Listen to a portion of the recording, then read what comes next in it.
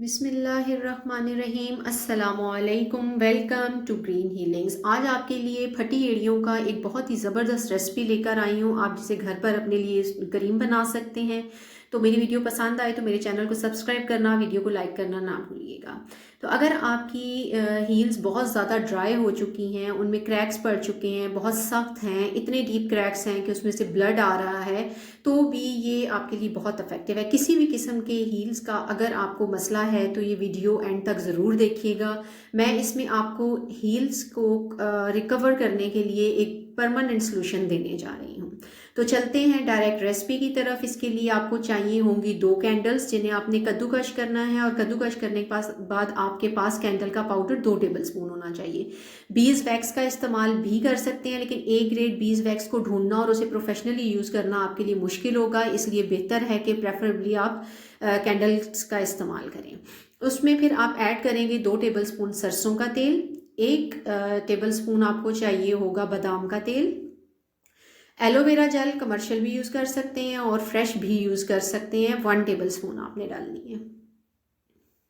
اب ان ساری چیزوں کو آپ نے ایک برتن میں ڈال کر اچھے سے مکس کر لینا ہے۔ مکس کرنا پہلے ضروری ہے، ورنہ آپ کی کینڈل ویکس اور یہ چیزیں میلٹ ہونے کے بعد مکس نہیں ہوں گی۔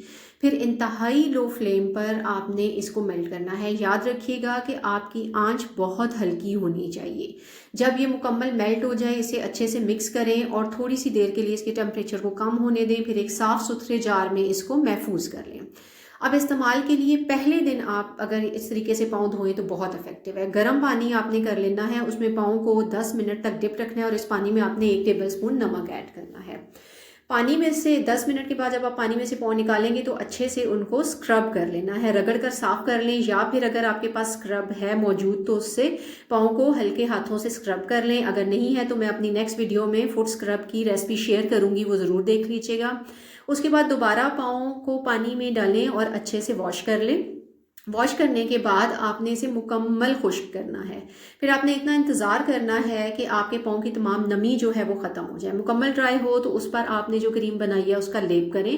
لیپ کرنے کے بعد گھر میں اکثر کلنگ شیٹ موجود ہوتی ہے جو آپ فوڈ کنٹینرز کو ریپ کرنے کے لیے استعمال کرتے ہیں، وہ آپ نے فٹ پہ ریپ کر لینی ہے۔ اگر نہیں ہے تو کوئی بات نہیں، کوئی سا بھی شاپر لپیٹ لیں جس افیکٹڈ ایریا پر آپ نے کریم لگائی ہے، اور اوپر آپ ساکس پہن سکتے ہیں۔ سب سے بیسٹ یہ ہے کہ سلیکون ساکس لے لیں، یہ ریکور کرنے میں بہت جلدی اور تیزی سے پروسیس ہوتا ہے۔ اگر یہ سارا پروسیجر آپ اپنائیں گے تو آپ کی جتنا بھی ایڑیوں کے مسائل ہیں وہ بہت جلد 3 دن کے اندر اندر یہ ٹھیک ہو جائے گا سارا مسئلہ۔ میری باقی ویڈیوز سے فائدہ اٹھانا چاہیں تو میں نے بہت اچھی ریسیپیز شیئر کی ہیں چیزوں کی، میرے چینل پر موجود ہیں، دیکھنا نہ بھولیے گا۔ نیکسٹ ویڈیو تک کے لیے اللہ حافظ۔